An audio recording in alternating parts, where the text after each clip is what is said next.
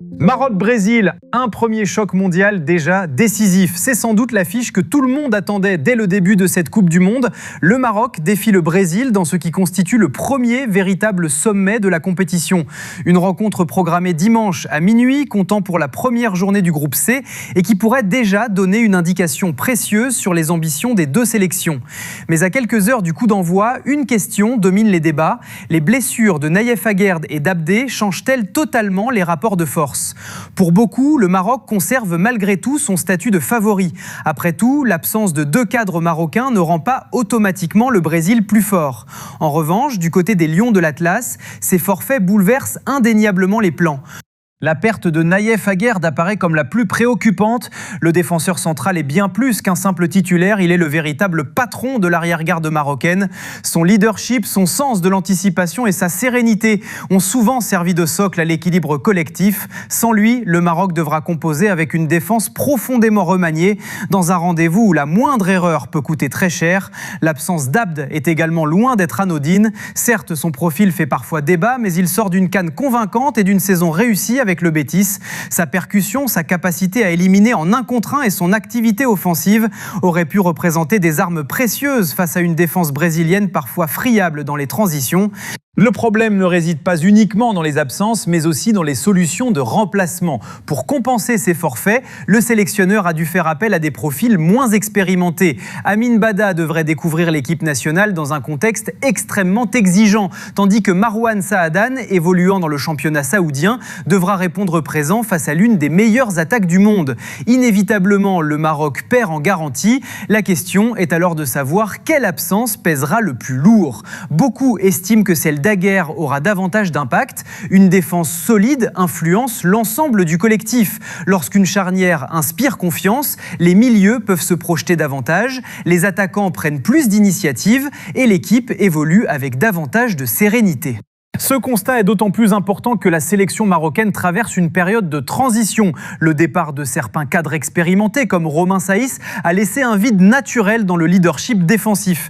Dans le même temps, un nouveau sélectionneur a pris les commandes à l'approche du mondial avec la mission délicate de préserver les acquis tout en insufflant une nouvelle dynamique. Sur le côté gauche, la solution la plus crédible semble mener à Talbi. Le joueur de Sunderland apparaît comme le remplaçant naturel d'Abdé. Son profil diffère toutefois sensiblement, moins explosif dans l'effort répété, mais doté d'une belle qualité technique et capable de faire des différences ballon au pied. Le véritable défi pour lui sera mental. À la CAN, il avait peu joué et n'avait jamais réellement eu l'occasion de s'exprimer. Cette fois, il pourrait être propulsé titulaire face au Brésil. Un baptême du feu qui exigera énormément de maturité. Il faut également rappeler que le statut du Maroc a profondément évolué ces dernières années. Les Lions de l'Atlas ne sont plus une équipe surprise. Ils sont désormais attendus, observés et considérés comme une référence du football africain. Cette nouvelle dimension implique une pression supplémentaire, d'autant plus que l'effectif actuel reste relativement jeune. Heureusement pour les Marocains, cette jeunesse est encadrée par des joueurs d'expérience comme Achraf Hakimi ou Noussair Mazraoui, habitués aux plus grandes compétitions européennes. Surtout, Mohamed Wabi possède une solide réputation dans le développement des jeunes talents. Son travail auprès des sélections de jeunes marocaines, notamment lors des récents succès internationaux, témoigne de sa capacité à créer un environnement propice à la performance malgré la pression. En face, le Brésil avance avec son lot d'interrogations. La Seleção ne dégage pas encore l'impression d'une équipe totalement prête pour ce mondial. Le projet semble encore en construction, les certitudes ne sont pas absolues et certains automatismes restent à consolider. Pourtant, cette situation peut aussi devenir une force. Une équipe qui atteint son pic de forme pro tôt s'expose parfois davantage dans les phases à élimination directe. A l'inverse, une sélection encore en rodage peut monter progressivement en puissance au fil de la compétition. Ce Brésil demeure donc une énigme, imprévisible, imparfait, mais toujours capable de faire basculer un match grâce à son immense talent individuel. C'est précisément ce qui rend cette affiche si fascinante. D'un côté, un Maroc diminué mais fort d'une identité collective solide, porté par une génération ambitieuse qui refuse désormais de se cacher. De l'autre, un Brésil en quête de certitude mais dont le potentiel reste immense. Ce premier choc du mondial pourrait déjà peser lourd dans la suite du tournoi. Plus qu'un simple match de groupe, il ressemble à un véritable test de caractère pour deux nations qui nourrissent de grandes ambitions. Une chose est sûre, le spectacle promet d'être au rendez-vous. Maroc-Brésil, le milieu de terrain comme juge de paix.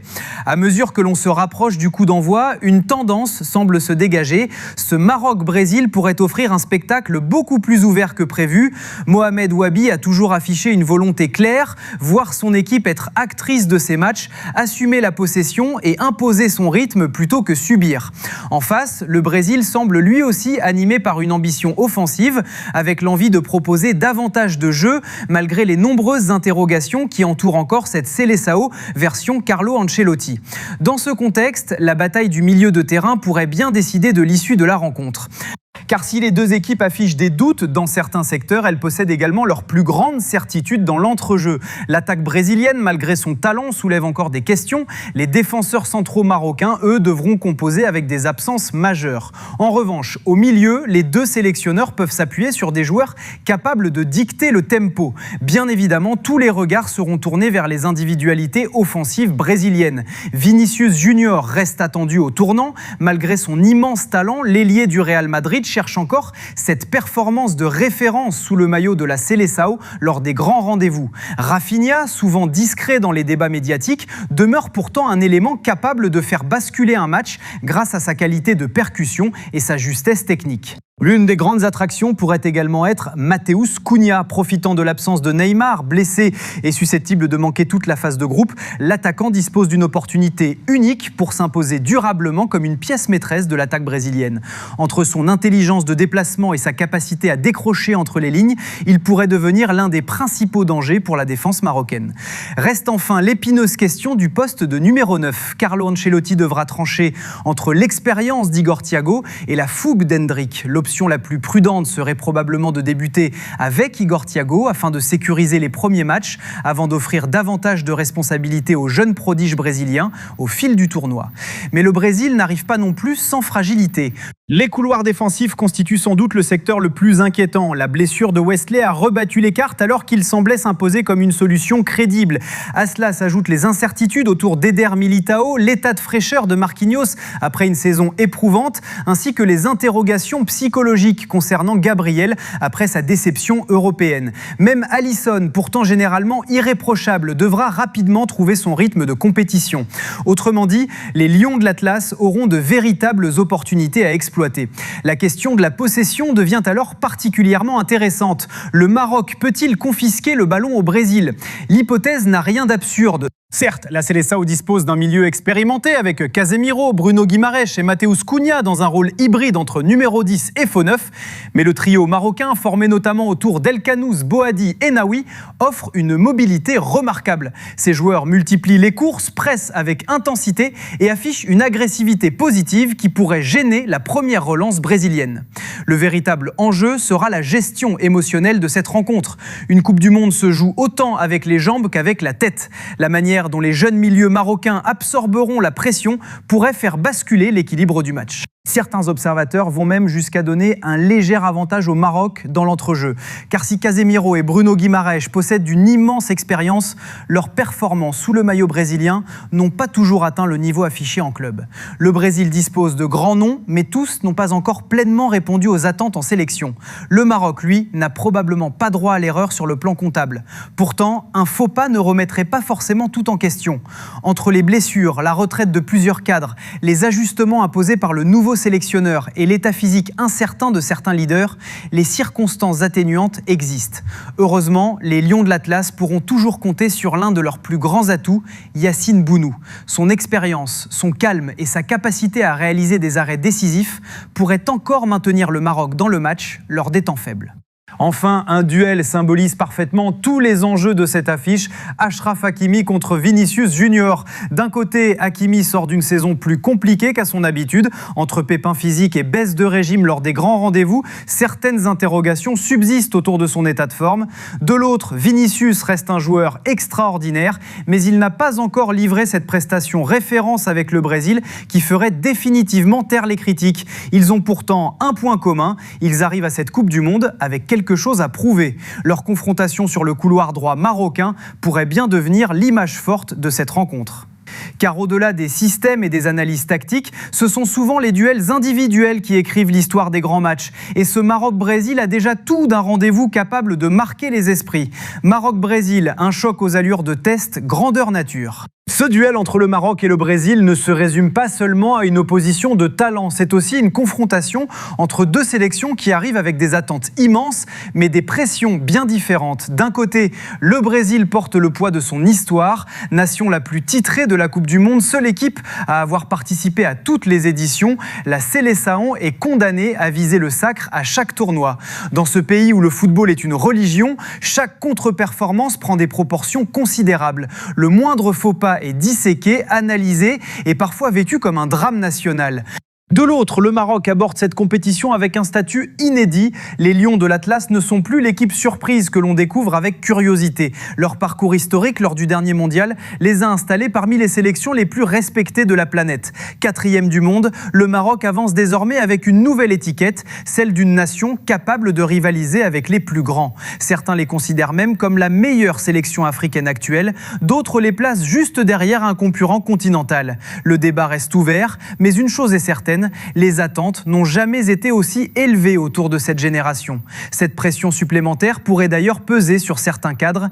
L'un des duels les plus attendus de la rencontre opposera Achraf Hakimi à Vinicius Junior. Les deux hommes se connaissent parfaitement après leur confrontation en Ligue des Champions, notamment lors des affiches entre le Paris Saint-Germain et le Real Madrid. Dans les souvenirs récents, l'avantage semblait souvent pencher du côté du Brésilien, capable de faire parler sa vitesse et sa capacité d'élimination. Mais une Coupe du Monde obéit à des règles différentes. Hakimi n'évoluera pas dans le même contexte émotionnel qu'en club. Il portera les espoirs de tout un peuple. Quant à Vinicius, il devra enfin prouver qu'il peut reproduire sous le maillot brésilien les performances qui ont fait de lui l'un des meilleurs joueurs du monde en club. Ils ont tous les deux quelque chose à démontrer. La grande question concerne désormais les conséquences d'un éventuel revers marocain. Sur le plan comptable, une défaite ne serait pas forcément dramatique. Le Brésil représente sur le papier l'adversaire le plus redoutable du groupe. Derrière, le Maroc disposera encore d'opportunités pour relancer sa campagne face à des adversaires plus abordables comme l'Écosse et Haïti. Le contexte de la défaite aura cependant son importance. S'incliner après avoir livré une prestation solide et disputée ne provoquerait sans doute aucune remise en cause profonde. En revanche, une lourde défaite pourrait fragiliser la confiance d'un groupe déjà privé de plusieurs cadres importants. Le calendrier offre malgré tout un avantage. Affronter le Brésil dès la première journée permet de réagir rapidement par la suite. Une telle affiche aurait sans doute été beaucoup plus difficile à gérer lors de la deuxième journée, avec une pression du résultat encore plus forte. À l'heure des pronostics, les avis restent partagés. Le premier facteur X souvent évoqué est Brahim Diaz. Face aux fragilités potentielles du couloir gauche brésilien, le meneur marocain pourrait être l'homme capable de faire basculer la rencontre. Lorsqu'il évolue à son meilleur niveau, sa créativité, sa qualité technique et sa faculté à éliminer dans les petits espaces peuvent faire des différences décisives. Du côté brésilien, beaucoup misent naturellement sur Vinicius Junior. Le Madrilène a l'occasion idéale de signer enfin cette prestation référence tant attendue sous les couleurs de la Seleção et de rappeler pourquoi il fait partie des joueurs les plus redoutables de sa génération. D'autres regards se tourneront vers Naoui, révélation récente du milieu marocain. Dans une bataille de l'entrejeu qui s'annonce intense, son activité, sa générosité dans l'effort et sa capacité à casser le rythme adverse pourraient s'avérer déterminantes. Au moment de se mouiller, les pronostics reflètent parfaitement l'équilibre de cette affiche. Certains imaginent un match nul spectaculaire, convaincus que les deux équipes ont les armes pour se répondre coup pour coup. D'autres voient le Maroc créer l'exploit grâce à sa solidité collective et à l'élan d'une génération qui refuse désormais de fixer des limites à ses ambitions. Une chose est sûre, ce Maroc-Brésil dépasse largement le cadre d'un simple match de groupe. C'est un affrontement entre une nation qui cherche à confirmer son nouveau statut et une autre qui tente de renouer avec son glorieux passé. C'est le choc entre l'enthousiasme d'une équipe en pleine ascension et l'exigence permanente d'un géant du football mondial.